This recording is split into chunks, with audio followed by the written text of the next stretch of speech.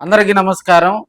2019లో గుంతకల్లు కాన్స్టిట్యున్సీలో వైసీపీకి వచ్చినటువంటి మెజారిటీని చూసి అక్కడ పోటీ చేయడానికి కూడా తెలుగుదేశం పార్టీలో ఉన్నటువంటి ఏ లీడర్ కూడా సాహసం చేయలేదు.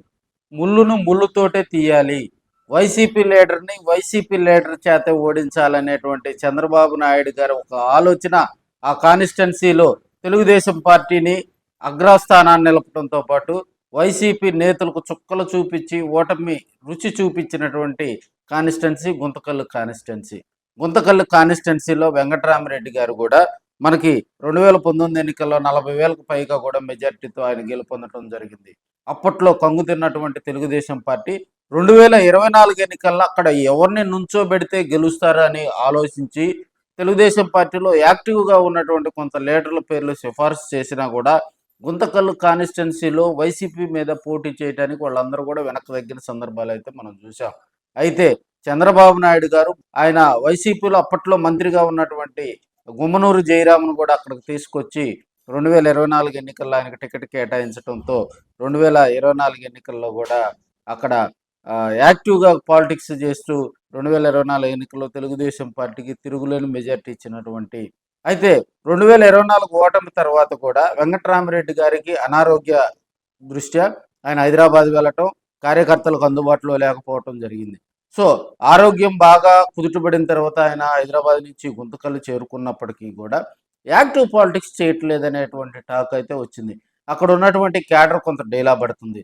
అదేవిధంగా పొలిటికల్గా కూడా కూటమి ప్రభుత్వానికి వ్యతిరేక కార్యక్రమాలు చేయటంలో కొంత వెనుకబాటుకు గురైనటువంటి కాన్స్టిట్యున్సీగా గుంతకల్లుని చెప్పుకుంటూ ఉంటారు. ఇప్పుడున్న పరిస్థితుల్లో వెంకటరామరెడ్డికి వయసు పైబడిన రీత్యా కూడా అక్కడ యాక్టివ్గా పాలిటిక్స్ చేసేందుకు కూడా బీసీ సామాజిక వర్గానికి చెందినటువంటి ఇద్దరు లీడర్స్ బయటకు వస్తున్నటువంటి సందర్భాలు చూసాం. ఎందుకంటే 2029 ఎన్నికల్లో కూడా గుంతకల్లు బీసీ కాన్స్టిట్యున్సీ కనుక అయితే అక్కడ జరిగే పరిణామాల దృష్ట్యా కూడా అక్కడ బోయలు ఎక్కువ కాబట్టి బోయ కమ్యూనిటీకి సంబంధించినటువంటి జడ్పీ చైర్మన్ కూడా అక్కడ ఎమ్మెల్యే సీటుపై కన్నేసినట్టుగా కూడా తెలుస్తుంది.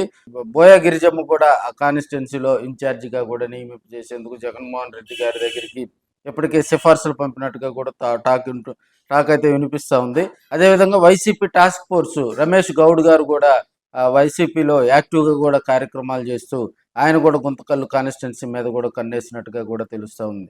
అయితే వయసు పైబడిన రీత్యా వెంకటరామరెడ్డిని కంటిన్యూ చేస్తారా, అక్కడ బోయా గిరిజమ్మకు కానీ లేకపోతే అక్కడ రమేష్ గౌడ్కి కానీ అక్కడ కాన్స్టిట్యున్సీలో బాధ్యతలు ఇస్తారా? మరి గుంతకల్లు వైసీపీకి గుబులు పట్టుకుందా అని కూడా అక్కడ ఉన్నటువంటి కొంతమంది సీనియర్ లీడర్లు అయితే చెప్తా ఉన్నారు. మరి కొన్ని రోజుల్లో కూడా అక్కడ గుంతకల్లు కాన్స్టిట్యున్సీలో వైసీపీని మరింత యాక్టివ్ చేసేందుకు జగన్మోహన్ రెడ్డి గారు కూడా చర్యలు తీసుకుంటున్నట్టుగా కూడా మనకు తెలుస్తూ ఉంది.